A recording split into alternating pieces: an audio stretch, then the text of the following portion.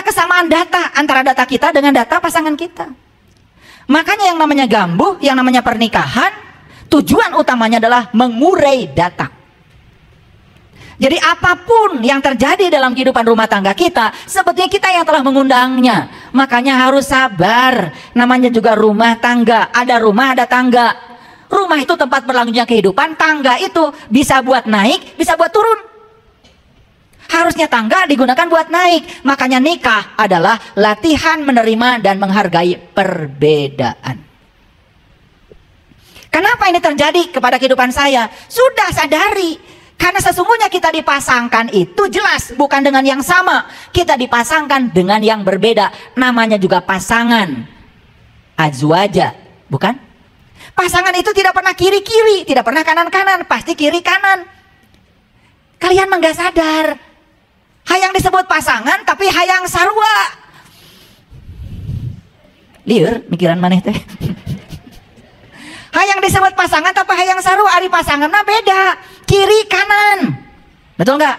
Menjadi sempurna karena beda dipasangkan. Jadi sebetulnya kita di rumah tangga akan oleh Allah itu dalam rangka untuk saling melengkapi dan menyempurnakan. Awas, semua makhluk di semesta ini saling membutuhkan, bukan saling menginginkan. Dengar kata-kata saya. Begitu kita sadar saling membutuhkan akan terjadi harmoni. Tapi begitu saling menginginkan terjadi cekcok dan pertikaian. Kartos? Raru masak juga namanya. Jadi nyeri hati itu akibat kita menginginkan orang lain seperti yang kita mau. Karena kita saling menginginkan, bukan saling membutuhkan. Kalau saling membutuhkan akan terjadi saling melengkapi, lalu saling menyempurnakan. Oh, suami saya tidak sabar karena dipasangkan oleh saya untuk meningkatkan kesabaran saya. Bagaimana mungkin saya menjadi orang sabar kalau saya suaminya sabar? Maka dikasih suami tidak sabar. Ini doa saya, karena ketika sedang gadis kan doanya begitu. Ya Allah, tumbuhkan kesabaranku. Begitu bukan? Ya dibere carogen untuk sabar. Itu pengkabulan Allah atas doa kita. Kahartos ente kan maraneh kene anu ngundang. Dan ngaji lo bating maca. Makanya ngaji tuh nggak usah one day one judge, nggak usah satu hari satu huruf aja bagus itu. Kalau bener ngajinya menyelamatkan, apalagi satu ayat. Lo bating sajuj mah, hese ngamalkeunana mah. Betul apa tidak? Iya. Coba Al-Fatihah aja berapa huruf? Seperberapa juz Al-Fatihah? Ngajinya satu aja, satu huruf. Ba. Ba itu apa? Baitullah. Titiknya di mana? Di handap, di luar. Wujudnya kayak mangkuk. Jadi kalau kita baru sampai ba, titiknya masih di luar. Gitu. Gimana mindahkan titik dari luar ke dalam? Kan kudu jadi nun. Betul nggak? Gimana caranya dari ba ke nun? Mulai sekarang ngaji ka jero, ngaji diri. Tong ningali kasalahan batur wae. Wah pindah tah ba teh titikna ka jero. Kartos, ini ngaji ba nih bisa 10 SKS. Ba juga babun, babun teh pintu. Kalau pintu kita tertutup, pikiran kita tertutup. Mata kalbu kita tertutup. Tertutup terhadap pandangan orang, tertutup terhadap ilmu dari orang, ngerasa benar sorangan, teu balik tah ngajina. Berarti babunna can muka. Kalau babun belum muka, berarti masih tertutup. Tertutup bahasa Arabnya cover. Bahasa Indonesianya koper, kafir, cover, itu tutup artinya. Tolong nyalahkan batur. Beda keyakinan dengan kita disebut kafir oleh kita. Jangan-jangan kita yang tertutup. Dabaknya masih tertutup, babunnya can muka. Cok, gelas lamun aya tutupna, bisa dieusin teu? Tah, babunna masih nutup. Baknya dulu ulik tah bah. Betul apa tidak? Batu Baitullah, Baitullah rumah Allah. Kalau rumah Allah pasti ada pintunya. Kalau pintu pasti ada kuncina. Di mana pantona? Di mana kuncina? Eangan we baheula. Tidak usah satu juz. Tuh, bakal kapanggih sadean. Sahurup we heula. Betul apa tidak? Gitu nggak ngaji selama ini? Boro-boro. Hayang gancang anggeus. Meh menang pahala, berijeng teu ngarti pahala teh naon. Pahala tuh itu. Kalau mengetahui rahasia ba, berkah dari ba, pahalanya akan ketemu kapan? Sekarang di sini. Pahalanya Allah. Batu Baitullah, kalau Baitullah rumah Allah, berarti Allah teh berarti linggih atuh di bumina. Kumaha carana? Hoyong bertamu ka bumina Allah. Tuh. Itu Mbak masih sepitor, Mbak. Makanya kalau kita lihat musik Nayaga, luar biasa. Dulu mah cuma 4 Nayaga. Yang pertama rebab, yang kedua kolenang, saron, yang ketiga kenang, yang keempat goong. Tak goong teh persis, Mbak. Cok. Betul apa tidak? Titiknya teh di tengah. Tenggelan wae apaan? Betul nggak? Dan goong itu dipukulnya selalu paling akhir. Yang pertama yang ditabah kan rebab. Kata rebab teh teangan, teangan, teangan. Gitu. Betul nggak? Kata saron tongsieun, tongsieun, tongsieun. Gitu. Kata kenang apa? Kulibak, kulibak, kulibak, kulibak. Lamun kulibak-kulibak kan puncaknya bener cegoong. Sudah sampai di mana kalian? Rebab can hirup, kolenang sieun we. Makanya saya bilang hanya orang yang berani tersesat yang tidak akan tersesat. Lamun dak neangan alamat ini we ke di jalan lamun tersesat mah nanya ka batur. Dalam cicing wae mah di kamar moal bisa nanya ka batur. Makanya hanya orang yang takut tersesat yang selamanya tersesat. Yang berani tersesat tidak akan tersesat. Karena orang ketika tersesat pasti nanya. Betul? Sederhana ngaji mah. Sederhana. Cuman selama ini ruwet. Agama tuh jadi ruwet. Karena dibuat ruwet oleh orang-orang yang ruwet. Allah sudah ngasih alamat. Aku lebih dekat kepadamu daripada urat nadi lehermu. Aku bersamamu dimanapun kau berada.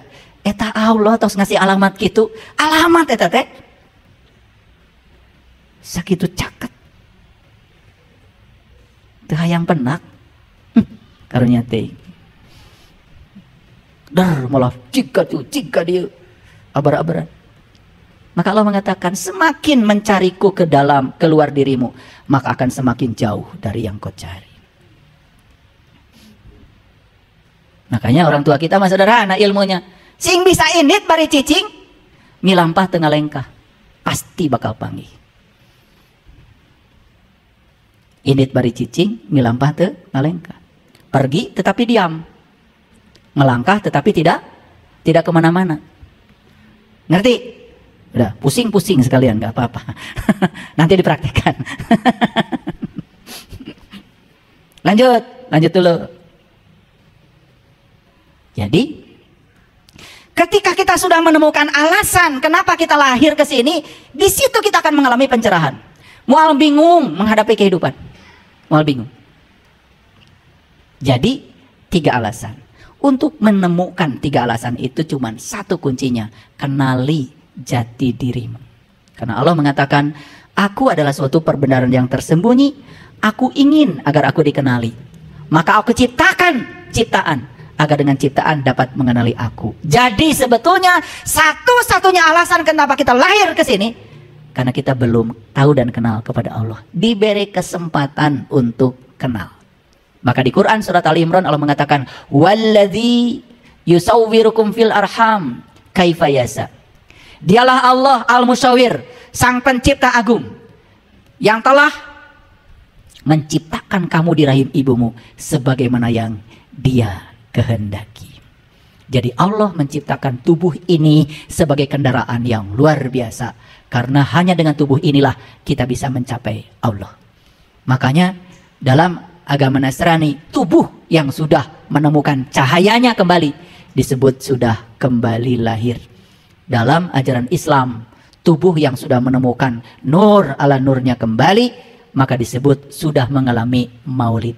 Sayang sekali kalian peringati maulid tiap tahun, tetapi kalian tidak pernah menjadi pelaku dari maulid sendiri, hanya memperingati. Yuk, sekarang pertanyaan dari saya, kapan mau maulidnya? Makanya maulid itu 12 Rabiul Awal. 12 angkanya luar biasa. 1 ketemu 2. Rab itu adalah Rabb, sang pemelihara. awal. Jadi Rabiul Awal itu adalah awal mengenal Rob. Luar biasa? Luar biasa? Sering memperingati Maulud. Jadi yang namanya Maulud itu Rabiul Awal, awal mengenal Rob. Ketika kalian sudah kembali mengenal siapa Robmu, itu namanya kalian sudah mengenal dirimu. Maka siapa yang kenal dirinya? Dia kenal Tuhannya. Bukankah dia sang pemilik semesta ini sudah meniupkan bagian dirinya ke dalam diri kita yang namanya ruhku? Kenali saja ruhku pada dirimu. Maka begitu kita sudah mengenal jati diri kita, itu adalah awal mengenal Tuhan. Kenapa 12? Di Quran dikatakan Nabi Musa memukul batu dengan tongkat, terpancar 12 mata air. Luar biasa. Mana batunya? Batu itu lambang dari sesuatu yang keras. Yang keras itu adalah dirimu, egomu, akumu. Maka pukul batu itu dengan tongkat Musa. Di mana tongkat Musa? Tongkat Musa ada dalam dirimu. Diberikan Allah pada semua orang, bukan hanya pada Musa. Dan kalian sudah punya tongkat itu, tapi nggak tahu cara mukulnya. Disitulah perlunya guru. Gimana cara memukulkan tongkat Musa supaya terpancar 12 mata air? Tahu 12? 12 itu 1 dan 2. Bukankah saya sudah katakan tadi, ada 3 martabat batin, ada 3 martabat lahir. 3 martabat batin, 1 Nurullah, 2 Nur Muhammad, 3 Nur Insan. Itulah jiwamu. Maka Nur Insan ini harus bertemu dengan Nurullah dan Nur Muhammad. 1 ketemu 2, terpancar 12 mata air. Baru namanya Maulid. Nanti tubuhmu jadi pohon zaitun yang diberkahi. Luar biasa. Allahu nurus samawati wal ard, masalu nurihi kamishkatin fiha misbah, al misbahu fihi jujajah, al-jujajatu ka'annaha kaukab, duriyun yuqadu min sajaratin mubarakah, zaitunatil la sarkiyah wala gorbiyah, yakadu zaituha yudhi'u walau lam tamsashu nar, nurun ala nur yahdillahu linurihi mayyasha. Luar biasa. Kita akan ketemu misbah, pelita dalam diri kita. Kita akan ketemu ajujajah, kaca. Kita akan bertemu kaukab, bintang yang berkilauan dalam diri. Di mana kita menemukan? Di pohon zaitun yang diberkahi. Bukan dari timur, bukan dari barat, bukan dari mana-mana. Karena pohon zaitun yang sesungguhnya adalah diri sejati kita. Diri ini. Jadi nanti kita akan ketemu pohon zaitun yang bercahaya. Watin wazaitun. Kan di situ. Jadi di pohon zaitun ini kita ketemu tin. Pernah lihat buah tin? Banyak lampunya ya, merah, putih, bersinar. Temukan itu dalam dirimu. Watin, wazaitun, waturi sinin. Jadi tin itu adalah suatu lokus pada diri kita, di mana kita bisa menemukan diri sejati kita. Di mana diletakkan? Di Tur. Tur itu gunung. Gunung itulah puncak kesadaran kita. Sidrah al-Muntaha kita temukan di situ. Di mana? Wazaitun, di sini. Di zaitun. Lasar. Tidak dari timur, tidak dari barat. Wahadal baladil amin. Di sini kamu akan menemukan kota yang aman. Kalau kalian sudah bisa memasuki kota itu, aduh. Waman dakholaku kana aminan. Siapa yang bisa memasuki kota itu aman.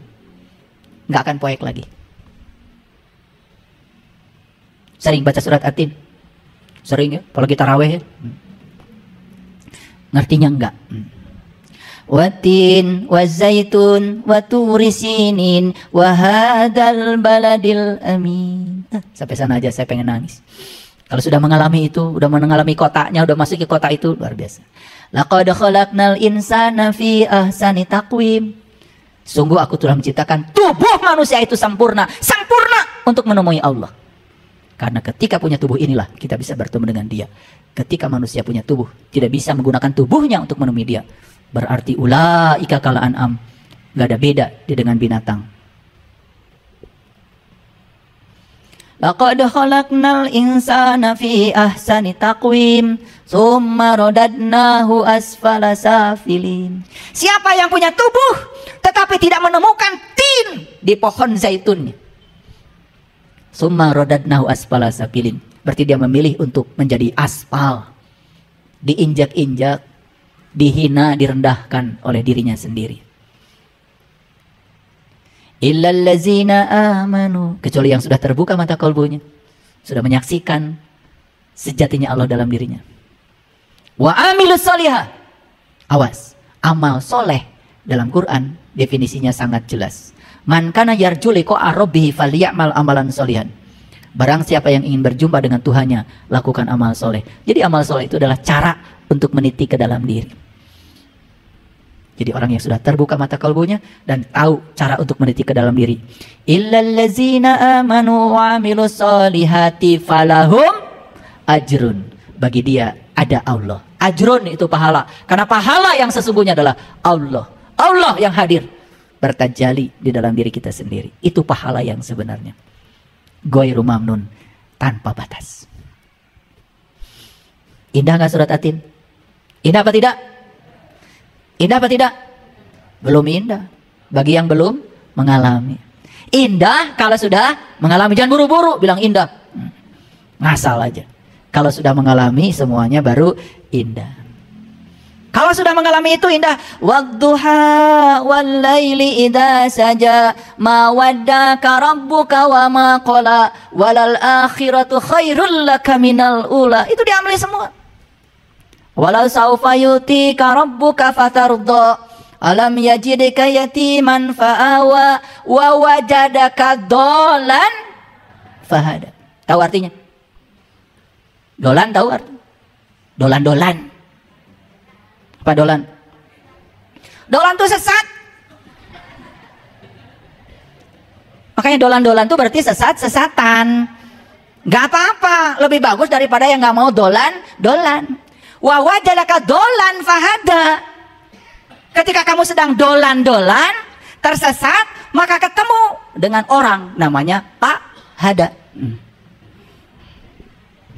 Tahu Hada? Hada petunjuk. Indah sekali Qurannya. Makanya yang dolan-dolan, nggak apa-apa, dolan-dolan aja. Lakukan pencarian, teangan. Tongsian, kulibak. Nah itu namanya dolan-dolan, kulibak. Makanya sudah kulibak, ketemu, nggak apa-apa. Karena nanti akan ketemu dengan Pak siapa tadi? Pak Hada. Akan ketemu hadun, huda, ihdinas syiratal mustaqim. Gitu yang sering kalian minta dalam sholat. Ketika dolan-dolan, kemudian kita nyasar-nyasar, nggak apa-apa. Pencarian seperti itu. Saya dulu dalam pencarian ketemu dengan orang yang sakti mandraguna. Iya. Teterak di kadek. Sudah ketemu yang kayak gitu sudah ketemu. Benar itu bisa. Tapi saya mengatakan di sini bukan ini yang saya cari. Kernaon dengan ilmu teterak di kadek. Dengan ilmu supaya nu ngadek. Karena Nabi Muhammad tidak mengajarkan ma'rifat goibiyah. Nabi Muhammad mengajarkan ma'rifat rububiyah. Berakhlak seperti akhlaknya Allah. Tahaluk bi akhlakillah. Itu namanya ma'rifat rububiyah. Kalau kita kenal kepada Allah, justru kita jadi orang biasa. Hidup seperti biasa. Kadang gagal, kadang berhasil. Seperti biasa. Justru dalam biasa itulah kita akan mengalami luar biasa. Orang yang belajar ilmu kesaktian adalah orang-orang yang takut menghadapi kehidupan. Dan orang-orang yang punya ilmu kesaktian pasti akan didatangi oleh orang-orang yang serakah dengan dunia. Yang datang ke dia pasti yang ingin melanggengkan berkah dunia. Yang tidak mau turun dari jabatannya pasti datang kasih eta. Makanya alhamdulillah ke saya nggak pernah ada yang datang. Ada yang datang juga sama saya. Gimana caranya supaya jabatan saya terus? Paling saya nasihatin. Kamu harus bisa menerima. Kamu menerima jadi pejabat, kamu harus bisa menerima jadi rakyat. Paling juga saya nasihatin begitu. Dan insya Allah dinasihatin seperti itu nggak akan datang lagi. Saya juga nggak butuh mereka yang kayak gitu. Orang-orang yang belajar ilmu kesaktian hanya akan didatangi oleh orang-orang yang ingin melanggengkan keinginannya sendiri. Bukankah itu kotoran jiwa? Kotoran jiwa ada dua. Satu, melekat pada yang kita ingin. Dua, membenci apa yang tidak kita ingin. Dan siapapun yang melekat pada yang kita ingin dan membenci yang tidak kita ingin, berarti kita sudah mengotori jiwa kita sendiri. Makanya yang ingin tetap kaya, ingin tetap sehat, ingin tetap melanggengkan jabatannya, sudah mengotori jiwanya sendiri. Makanya orang yang semacam itu pasti datang tah kanu sakti mandraguna. Alhamdulillah, saya nggak pernah didatangi yang begitu. Paling saya nasihatin, saya ingin jabatannya, kotor jiwa kamu, gitu langsung. Mau datang deh suka. Kamu menerima jabatan sebagai berkah, kamu juga harus menerima. Turun jabatan juga berkah. Gitu. Paham maksud saya? Justru kita harus melampaui dualitas. Baru jiwa kita akan bersih, suci. Saat kita pulang kepada Allah, sudah tidak ada kemelekatan pada apapun. Maka kita yang suci ini akan kembali kepada Dia yang Maha Suci. Tepat pada saat kita sudah melepaskan dualitas. Jadi, sekarang sudah ketemu 2 hari penting. Satu, saat kelahiran kita, itu yang paling penting. Kenapa penting? Karena jadi manusia itu tidak mudah. Untung jadi jelema. Coba lahir ke dunia, bukan jadi ini, malah bisa ngaji. Betul apa tidak? Jadi sirum. Penting gak jadi manusia? Penting. Lebih penting lagi, kita menemukan hari. Dan di situ kita menemukan alasan kenapa saya lahir jadi manusia. Kalau itu sudah ketemu dua-duanya,